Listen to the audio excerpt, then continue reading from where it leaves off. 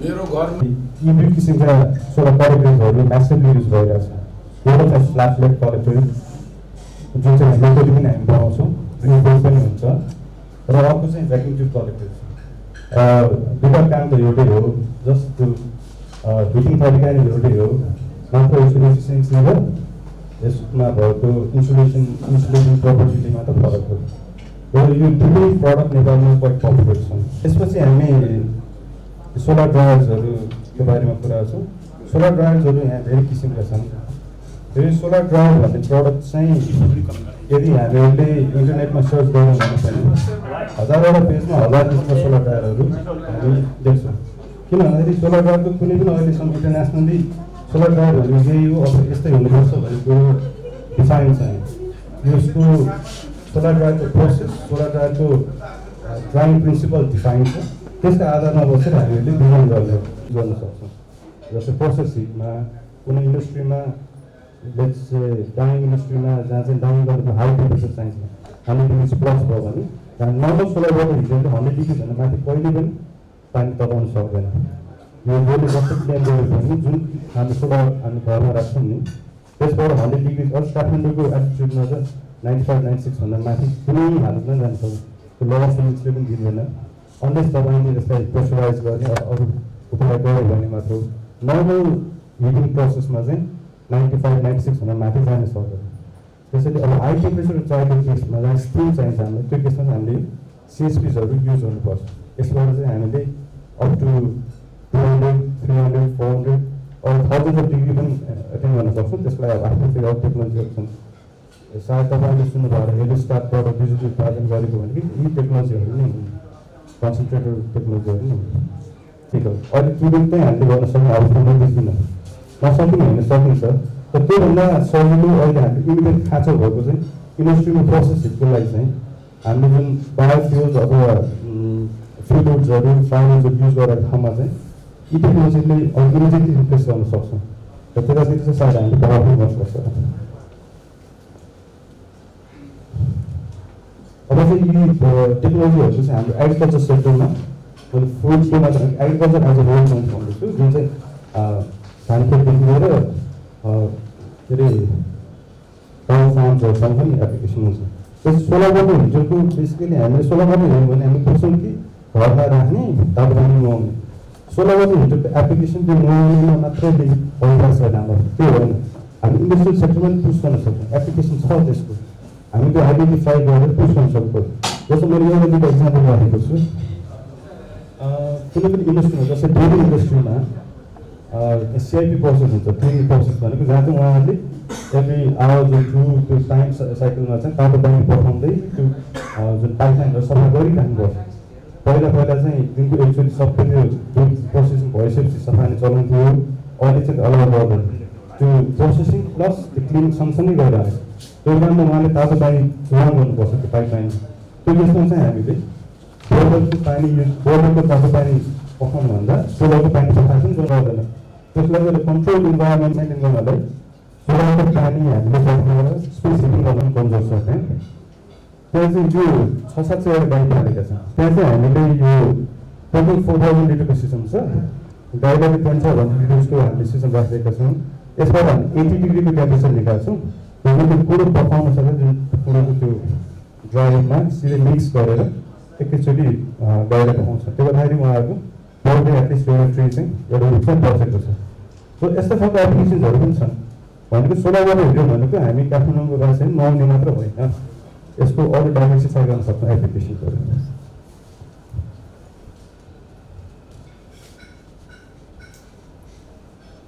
त्यसपछि सोलर ड्रायरको केसमा पनि अब सोलर ड्रायर त डेफिनेटली फुड कन्जर्भेसनको लागि फुड ड्राई गरेर बसीको युजको लागि राख्ने टेक्नोलोजी भइहाल्यो। यसको पनि अब हामीले सोलर ड्रायर सानो स्केलमा मात्र होइन, अघि मैले 2-4वटा डिजाइन देखाएँ, त्योभन्दा ठुलो पनि बनाउन सक्छौँ। जस्तै यो पनि मेरो अर्को एउटा प्रोजेक्ट हो। यो चाहिँ काठमाडौँको लप्सीको क्यान्डी खान्छौँ नि हामीले, त्यो ड्राई गर्नलाई पहिलाको प्रोसेस चाहिँ उयो तल फोटोमा देखिन्छ ओपन सन ड्राइङ हो, जुन चाहिँ कुनै हिसाबमा पनि हाइजेनिक छैन। राम्रो प्याकेजिङ घर आउँदाखेरि राम्रो देख्दै हो, तर यदि त्यहीँ गएर हेऱ्यो भने सायद त्यतिबाट कसैले पनि खाँदैन होला। त्यसको विकल्पमा हामीले 300 kg पर ब्याचको रेस्ट्रिक्सन लगाइदिएको छौँ। त्यहाँ हामी तल टर्मिट्सहरू देख्छौँ 5वटा, इचमा 60 kg लोड गर्न सकिन्छ र ड्राइङ टाइम पनि उहाँको पहिला ओपन सन ड्राइङ 15 days, यसमा हामीले 5 daysमा ड्राई गर्न सक्छौँ। यो लप्सी क्यान्डी अलिकति बाक्लो र नन पोरस हुने भएको भएर टाइम लाग्ने छु। फेरि यसमा चिनीको कन्टेन्ट एकदम हाई, about 50% प्लस त्यो भएर अनि कन्ट्रोल उसमा ट्राई गर्नु पर्यो। त्यो हामी एबिसी ग्रान्टमै गरेका हौँ 3 years ब्याक, 50% एबिसी ग्रान्ट हामीलाई प्रोभाइड गरेको थियो र एकदम सक्सेसफुल छ। It's been running for 3 years continuously without any hindrances. It's one of the model project that I have kept up. र अब त्यसपछि के भन्ने कुरो चाहिँ त्यही हामी अड्किरहेको छौँ कि आई थिङ्क अब अर्को पार्टमा चाहिँ त्यही सायद इस्युलाई एड्रेस गर्ने कोसिस गर्छु। कुराहरू खानु पऱ्यो, अथवा भाडा आएन, अनि ती कुराहरू चाहिँ हामीले सोलर ड्राइभ युजले ड्राई गरेर फ्युचर युजको लागि हामीले ड्राई गर्न सक्छौँ र अल्टिमेटली अफ सिजनमा हामीले त्यसलाई मार्केटमा पुस गर्न सक्छौँ भने त्यसको भ्यालु एडिसन त हुने नै भयो र किसानको इन्कम जेनेरेसनको पोइन्ट त छँदैछ। अल्टिमेटली किसानले किन काम गरिरहेछ, किसानको फर्स्ट इन्ट्रेस्ट त सधैँ उसको आफ्नै इकोनोमिक बेनिफिट्स नै होला नि, देशको विकास त्यो त सेकेन्डरी कुरा होला है। त्यसैले अब यो प्रडक्टले उनीहरूको अल्टिमेटली यो इनिसियलका कुरा इन्भाइरोमेन्टल इस्युजहरू एड्रेस हुन्छ नै, त्यसमा पहिला उनीहरूको इन्कम जेनेरेसन एक्टिभिटिज पनि बढ्ने भयो। त्यसैले यी प्रडक्टहरू हामीले प्रमोट गर्नुपर्छ। र अर्को चाहिँ यो सिएसपीहरू सोलर कन्सन्ट्रेटरको एप्लिकेसन चाहिँ एउटा त कुकिङमा छँदैछ जुन सायद एग्रिकल्चरसँग लिङ्क नहुँदा, तर कुकिङ इन द सेन्स जस्तो लोक्ता पेपर बनाउँछ नि नेपाली कागज, त्यसमा त्यो लोक्ता पकाउनलाई जति एनर्जी हुन्छ नि त्यसमा हामीले सोलर कन्सन्ट्रेटर राखेर गर्छौँ। यो फोटो चाहिँ एक्चुअली सोलर किचनको हो, तर त्यो लोक्ता मेकिङ पनि मोरलेस यस्तै हुन्छ, जुन त्यो किचनको ठाउँमा त्यो लोक्ता पकाउने भाँडो राख्ने हो कि यो इन्टरनेटबाट इन्स्टल गर्छ। यो मेरो फाइल खोल्दा म आफै गुजराततिर भिजिटमा गएको थिएँ।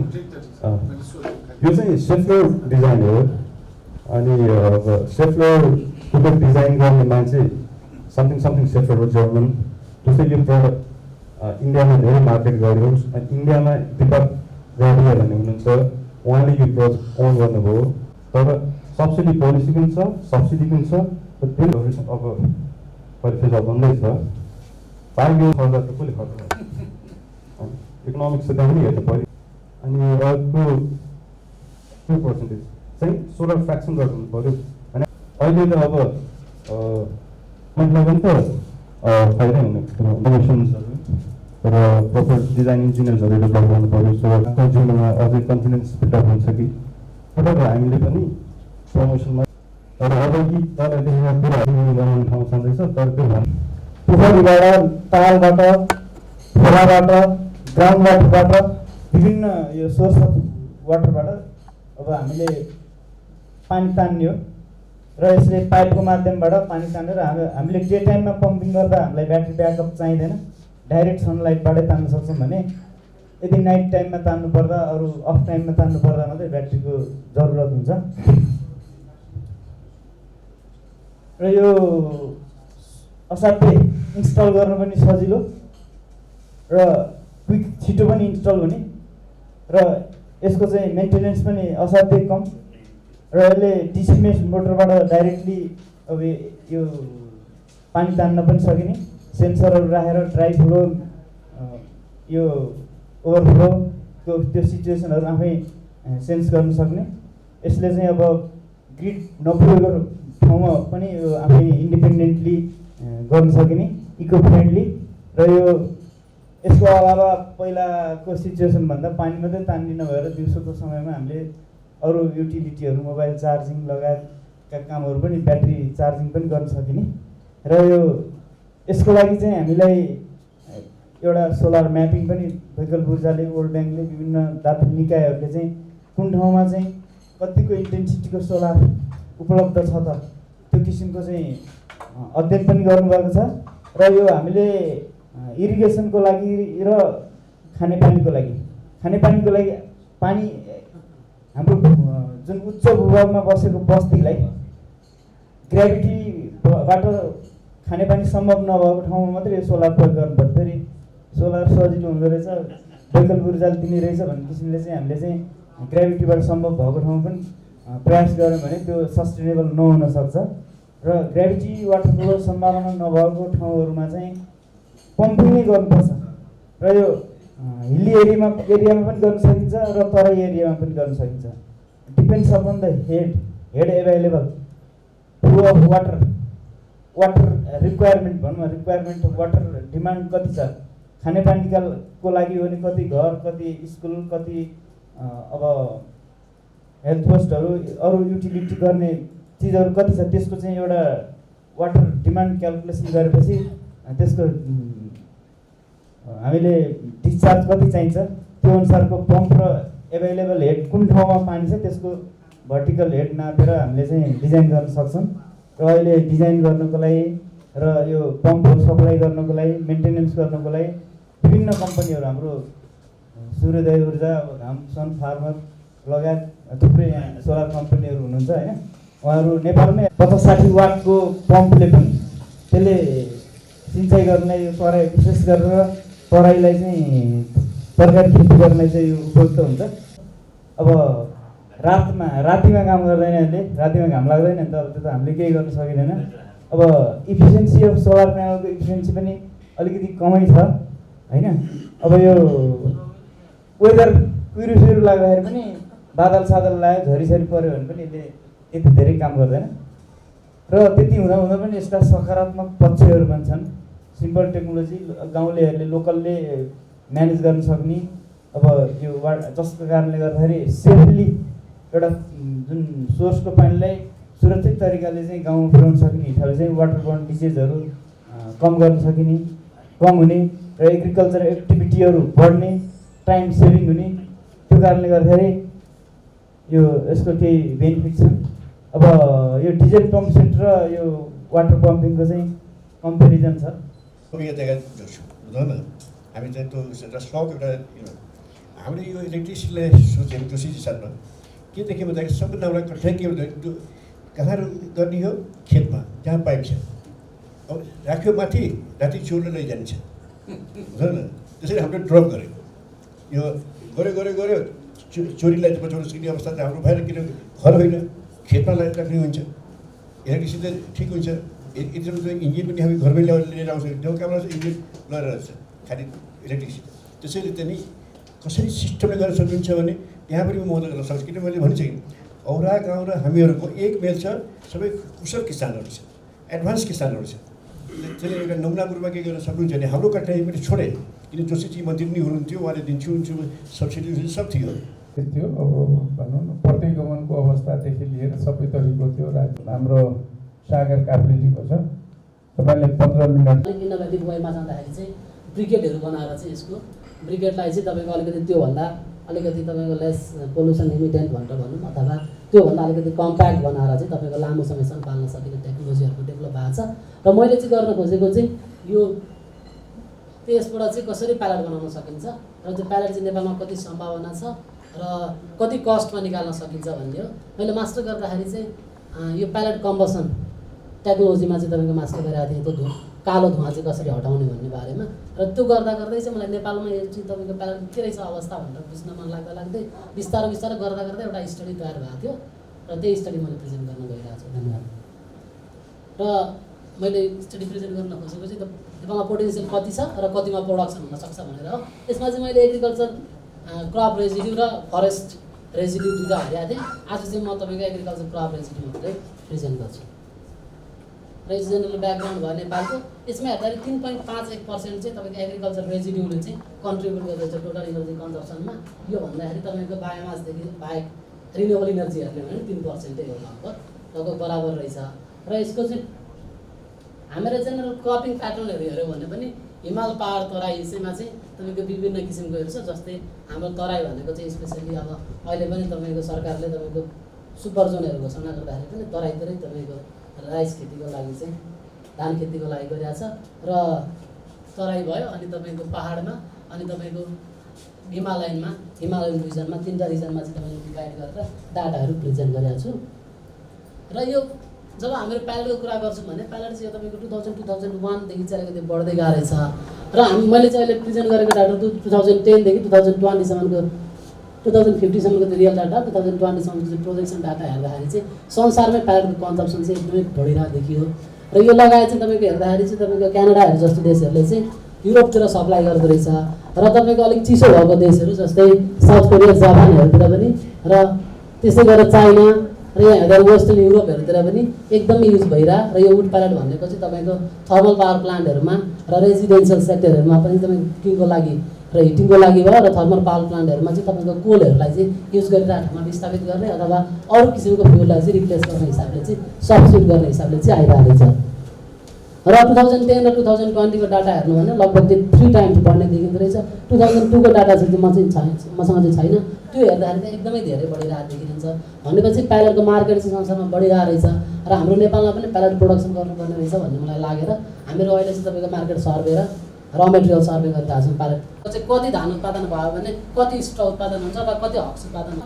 गभर्मेन्टको त्यस्तो मेकानिजमहरू भयो भने र मुख्य समस्या भनेको यो इन्डस्ट्रीले पनि भोगेको के रहेछ भन्नुहुन्छ भने एकचोटि त दिने होइन र मेटेरियल पछिमा चाहिँ नि म्यानुफ्याक्चरर प्रमोटरको पर्सपेक्टिभ अगाडि आयो र तीनवटै प्रेजेन्टेसनहरूमा देखियो कि भन्दाखेरिमा मेजर हर्डल है त्यो प्रडक्टलाई कसरी एन्ड युजरमा पुर्यायो र त्यसबाट मार्केटको भोल्युमलाई कसरी ग्रो गर्ने। त्यो टेक्नोलोजी अभियसली जबसम्म त्यसले भोल्युम क्याप्चर गर्दैन तबसम्म त्यसले चाहिँ सिग्निफिकेन्ट कन्ट्रिब्युसन कन्भेन्सनल एनर्जीलाई रिप्लेस गर्न सक्दैन। अब यो केही चाहिने कुराहरू जुन मैले भोगेको हो एज अ टिचर रिसर्चर त्यो चाहिँ के हो भन्दाखेरिमा फर इक्जाम्पल ड्रायरको केसमा है एउटा इन्फर्मेसन एउटा मेसेज जुन चाहिँ फार्मर्ससँग पुग्नुपर्ने हुन्छ त्यो चाहिँ के हो भन्दाखेरि त्यसले त्यो भ्याल्यु चेनमा क्वालिटी एन्हान्समेन्टमा सोलर ड्रायर कसरी कन्ट्रिब्युटिङ हुनसक्छ हो। ड्राइङ र डिहाइड्रेसनको प्रोसेस प्रडक्ट डेभलपमेन्टमा हेर्ने हो भनेदेखि र मेटेरियल ड्राई हुनलाई जति चाँडो हामीले ड्राई गर्न सक्छौँ प्रडक्टलाई त्यति चाहिँ त्यसको टेक्सचर र कलर रिटेन हुन्छ हो। सो अहिले चाहिँ यहाँले तितेको बेला ड्राई गर्ने जुन कुरा भन्नुभयो नि होइन त्यसलाई चाँडै त्यो ड्राइङ प्रोसेसलाई इन्हान्स गर्न सक्ने हो भनेदेखि त्यसले त्यो अरोमा कलर र न्युट्रिसनल भ्याल्यु पनि न्युट्रियन्ट पनि त्यसले रिटेन गर्छ हो।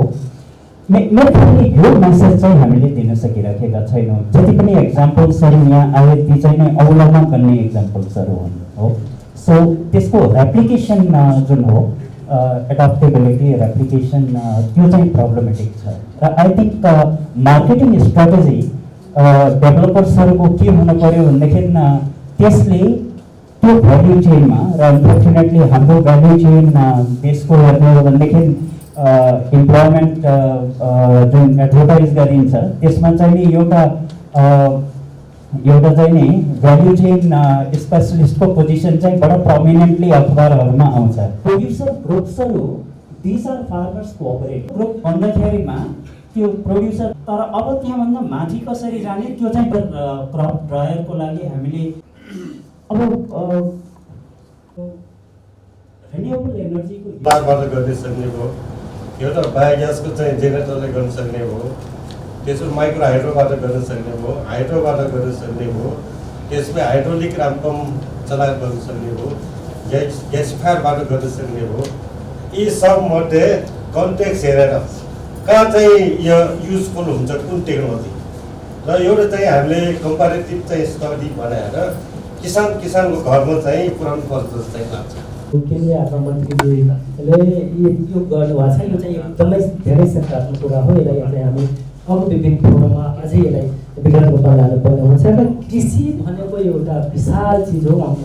आस्तो सरले भन्नुभयो एकदमै विशाल हो, जसमा चाहिँ अब एउटा अन्नबालीदेखि अब त्यहाँ दलहन छ, तरकारी छ, त्यसमा चाहिँ पशुपालन छ, माछा छ, पशुपालनको पनि धेरै विशाल चिज छ है, त्यसमा च्याउ छ आदि धेरै छ कि यस्तै थियो कि अर्को रूप लिँदै गयो वाणिज्यको उहाँहरूले कुरा गर्नुभयो इनपुट लेभलको उत्पादनको कुरा गर्यो भने धेरै चिज छ है, इनपुट लेभलको त्यसमा सिडदेखि लिएर इरिगेसन एउटा मात्रै आज इरिगेसन को इनपुट लेभलको कुरा भयो भने अर्को प्रोसेसिङको मात्रै यहाँ ड्राइङको कुरा भएछ, तर यो यति विशाल छ इनपुट लेभलमा, प्रोडक्सन लेभलमा र त्यसको आउटपुट लेभल मार्केटिङसँग अब ल्यान्ड टु फुड अथवा सिड टु सिडमा है, त्यो सिड प्रोसेसिङमा पनि काम लाग्ने चिज हो, माछाको पनि यति काम छ, त्यसपछि मिटको लागि यति, दुधको लागि है, त्यो सबै सेक्टरमा यहाँको वैकल्पिक ऊर्जाको है एउटा इन्टरनेसनल उसले पनि भनिएको छ कृषिमा जति ऊर्जा हुन त धेरै सानो सानो भए पनि धेरै ऊर्जा खर्च हुन्छ, पानी तान्नेदेखि लिएर अब त्यहाँ तताउनेदेखि लिएर भात पकाउनेदेखि लिएर सबै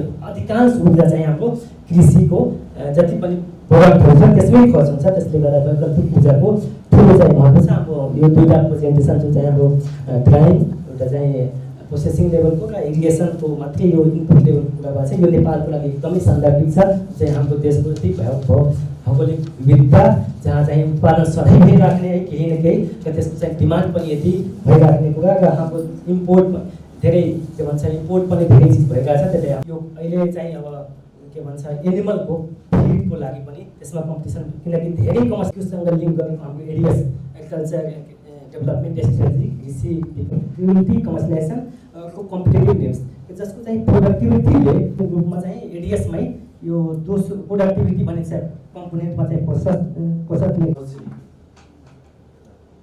आज यो प्रेजेन्टेसनमा हुन त अब सबै कुरा सबै प्रेजेन्टेसनमा सबैमा सबै अलिकति फोकस सोलरमा र एउटा बायोमासमा आयो। त्यसमा मलाई आशुतोष सरले भनेको कुरामा एकदमै चित्त बुझ्यो।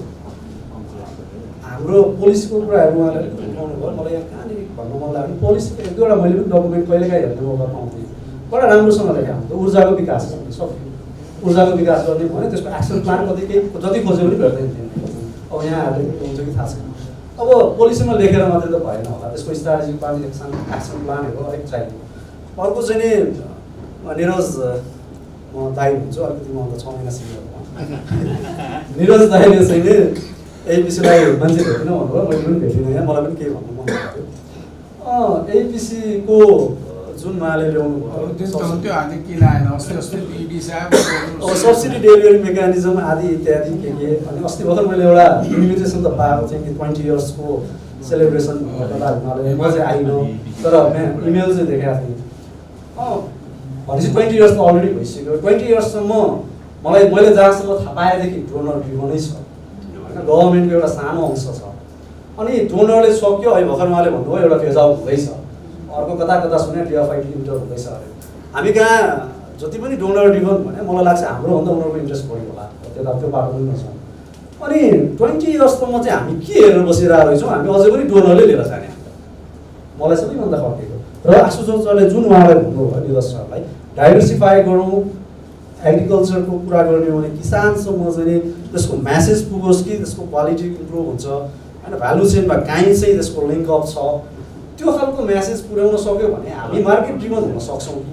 र अर्को सब्सिडीमा पनि अब यो चाहिँ मैले रिसर्च गरेर सुनेको, म पनि गाउँघरमा आफै कसैले राखेका गरेका म सुन्दा के सुन्थेँ भने उहाँहरूले सोलर राख्नुहुन्थ्यो, मार्केटबाट किनेर ल्याए पनि त्यही सब्सिडीवाला कम्पनीबाट ल्याए पनि त्यही पैसा आयो, बिचको पैसा कहाँ भन्दा गभर्मेन्टले सब्सिडीमा पैसा खर्च गरेको छ।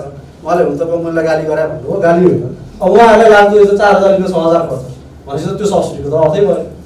So why not we use that sort of huge amount of money in another way so that grassroots level ले भेट सक्छ डाइरेक्टली भन्दा त्यो इन्हान्समेन्ट चाहिँ भ्यालु चेनमा चाहिँ इम्प्याक्ट हुन्छ भन्ने अर्को मेकानिजम केही न केही चाहिएकै हो। 20 वर्षसम्म हामी डोनर आउँदा चल्ने, डोनर जाँदा मतलब जाने भनेको हामी के हाम्रो छोराछोरीलाई 50 वर्षसम्म पनि बाउले गराएरै हिँड्छ र 5 वर्ष पुगेपछि त छोरालाई हात समात्यो भने छोरालाई हात झर्काएर एक्लै हिँड्न खोज्छ। 2 वर्षको मेरो सानो अहिले 2 वर्ष पुगेको छैन, हात छोडेर हिँड्न खोज्छ। रिन्युएबल इनर्जीको प्रमोसन त ठिक छ हामीले गर्नुपर्ने छ, गरौँला, भर्खर कल सक्यो होइन, एउटा भन्दा केही एक्सिलेन्ट प्रेजेन्टेसन हो यो वास्तवमा है। तर यस्तो प्रोग्राम जुन हामी गर्छौँ र यसबाट जुन आउटकम आउनुपर्ने हो त्यो वास्तवमा नेपाली हाम्रो परिप्रेक्ष्यमा चाहिँ कता कता यस्तो कुराहरू त्यो ग्रासरुट लेभलमा पुग्दैन वास्तवमै भन्यो भने। आज धान दिवसको दिनमा हामी कतिजनाले सुनिरहेका छौँ, बातमा सुन्नुपर्ने ती ग्रासरुटकै किसानले सुन्नुपर्ने हो नि त, होइन र? हामीलाई त थाहा छ नि यो यस्तो हुन्छ, यो यस्तो हुन्छ, होइन? सोलर भनेको यो हो, पम्पिङ यो हो, कन्ट्रोलर यस्तो हुन्छ, यो यस्तो हुन्छ, we know everything in fact. अनि हामी प्राविधिकहरूको चाहिँ के प्रब्लम हुँदो रहेछ भन्दाखेरि हामी कोठामा बसेर आकाशको कल्पना गर्छौँ क्या वास्तवमा, तर there is no decision making people अहिले राख्दैन कहिले पनि। हाम्रो गणेश शाह सर जस्तो जसले कतिजना मन्त्री होला यो देशमा, कति थिए होला, कति छन् र कति आउने छन् नभन्नुहोस्, छैन नि। त्यस कारणले हामीले यी कुराहरूलाई डिसिजन लेभलमा पुर्याएर राइटर गर्न सकेसम्म हामी त्यो नगरुन्जेल केही यसले मान्यता राख्छ जस्तो चाहिँ मलाई लागेको छैन। किन म पनि अब किनभने 25-30 वर्ष त यो बिजुलीकै सेक्टरमा काम गरेँ होइन, तर त्यहाँ पनि के हुँदो रहेछ भन्दाखेरि अघि उहाँले इन्सेन्टिभको कुरा के निकाल्नु भयो नि, इनर्जी इफिसियन्ट सिस्टमलाई सब्सिडाइज गर्ने, इन्सेन्टिभ दिने र जो यो रिन्युएबल इनर्जीमा जसको सिस्टम इनएफिसियन्ट छ त्यसलाई पेनलाइज गर्ने भन्ने कुरा मैले 20 वर्षदेखि भइरहेको अवस्था। आज त्यो इरिगेसनमा जसले विद्युत पाइरहेछ के उसले बिजुलीको बिलमा इन्सेन्टिभ पाइरहेछ त? छैन नि त्यहाँ, हेर्नुहोस्। तर भनिरहेको त 20 वर्षदेखि हो। उहाँ सरले बुझ्नु भएको छ, उहाँ सरले बुझ्नु भएको छ, यस्ता बुझ्ने मान्छे नेपालमा कति छन् त? कोही छैन। हामी टेक्निकल मान्छे कुराकानी गर्छौँ, यहीँ सिद्धिन्छ अनि हामी बिर्सिन्छौँ, फेरि प्रेजेन्टेसन हुन्छ, कुरो यही हुन्छ, दोहोऱ्याइ हुन्छ जस्तो हुन्छ। त्यस कारण मैले के भनेको भन्दाखेरि जबसम्म हामीले पोलिसीमा हामी के चाहन्छौँ भन्ने कुरा त्यहाँनिर हुँदैन, उहाँले भनेको कुरा त्यहाँ जबसम्म रिफ्लेक्ट हुँदैन, ग्रासरुटमा हुने किसानले भनेको कुरा जबसम्म पोलिसीमा आउँदैन कुनै हुनेवाला छैन। त्यस कारणले एइपिसी भएसम्म हाम्रो सोलर रहन्छ, डेलिका भएसम्म इनर्जी इफिसियन्टका प्रोग्राम रहन्छन्, त्यसपछि हामी जस्ताको तस्तै, किनभने हाम्रो पोलिसीमा छैन, हाम्रो कन्टिन्युटी छैन। प्रस्तुतिबाट धेरै जान्ने मौका पाएँ। उहाँहरूसँग मेरो खालि एउटा रिक्वेस्ट, अहिलेको सबै टेक्नोलोजीसँग कम्पिटिटर छन् भनेको मान्छेलाई अल्टरनेट अप्सन्स भयो भने जुन चाहिँ सजिलो एक्सेसमा हुन्छ मान्छेले त्यसैलाई एडप्ट गरिरहेको हुन्छ। जस्तो उदाहरणको लागि अस्ति चाहिँ लोड सेडिङ हुँदाखेरि सोलरको पनि इन्भर्टर राख्न सकिन्थ्यो, अर्को चाहिँ सोलर इन्भर्टरबाट पनि अर्को ब्याट्रीबाट पनि हामीले चलाउन सक्थ्यौँ होइन। तर हामीले चाहिँ अर्को इन्भर्टर युज गऱ्यौँ, मैले पनि त्यही युज गरेँ, किन भन्दा कम्पेरिटिभली सस्तो थियो।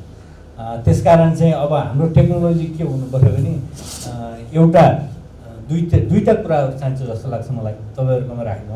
एउटा चाहिँ आफ्नो कम्पिटिटर को हो, कोसँग मैले कम्पिट गर्नुपर्छ, त्यससँग कम्पिट गर्न के गर्नुपर्छ भन्ने कुरो चाहिँ एउटा हेर्नु पऱ्यो, अर्को आफूलाई इफिसियन्ट बनाउनु पऱ्यो। अनि म चाहिँ एकचोटि सागरनाथ वन विकास परियोजनामा काम गर्थेँ, अनि त्यहाँ काम गर्दाखेरि सेटेलाइट हाम्रो अफिसहरूमा चाहिँ बत्ती थिएन, मोबाइल चार्ज थिएन, अनि यो सोलर प्यानल राख्नु पऱ्यो भनेको, अनि एकजनालाई भनेर चाहिँ खोजेर ल्याएर चाहिँ पाएँ राख्ने भने त्यो 4 दिन पनि टिकेन।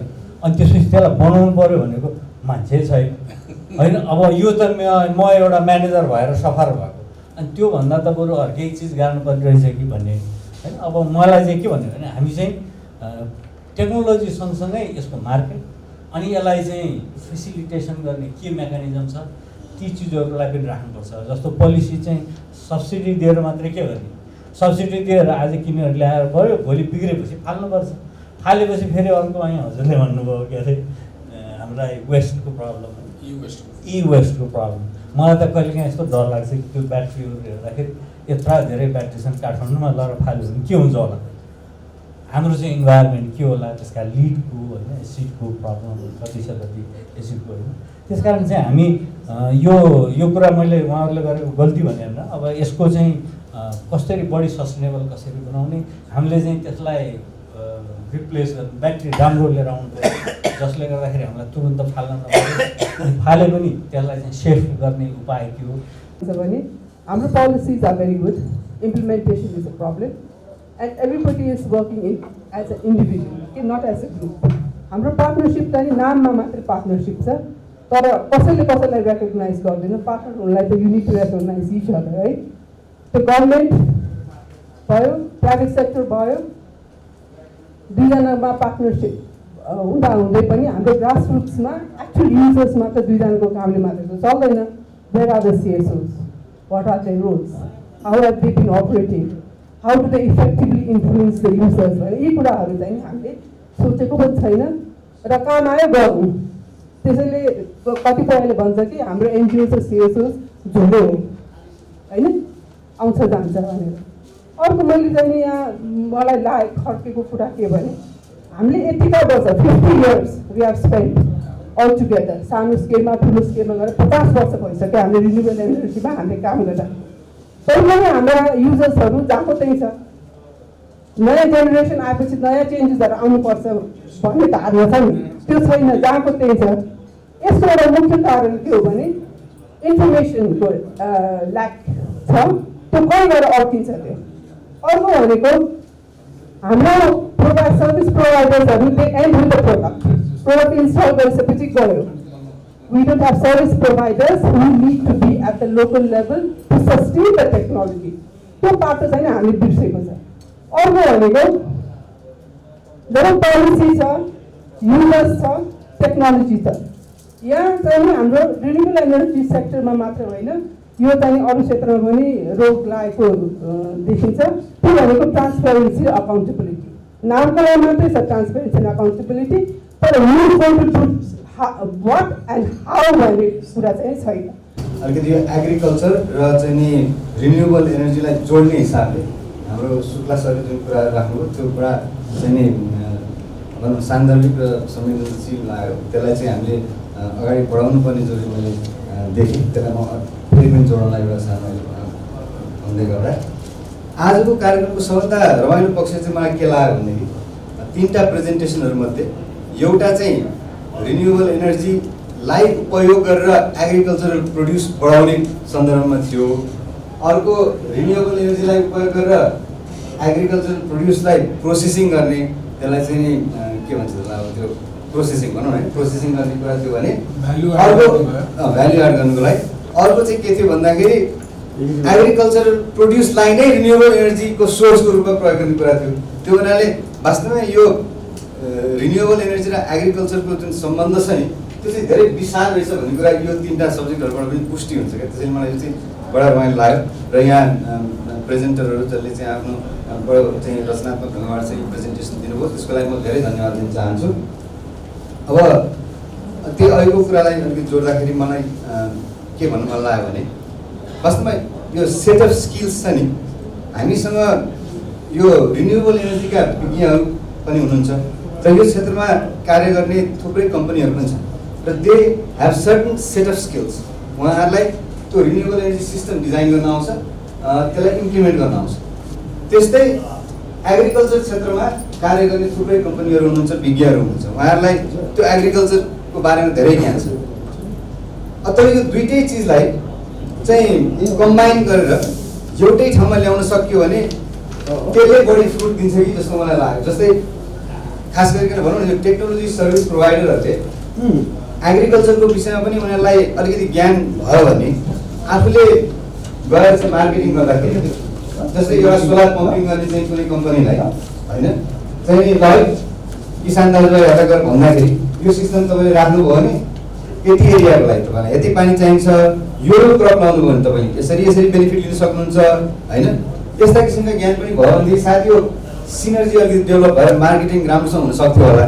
त्यो क्षेत्रमा चाहिँ हामी जो यही विषय लगायत जो इन्भल्भ छौँ सायद ध्यान अलिक बढी चाहिँ त्यहाँ पुर्याउनु पर्छ कि भन्ने चाहिँ मलाई लाग्यो. शुक्ला सरले नै अलिक त्यो विषयलाई चाहिँ इङ्गित गर्दै हुनुहुन्थ्यो, त्यही मैले जोड्न चाहेँ.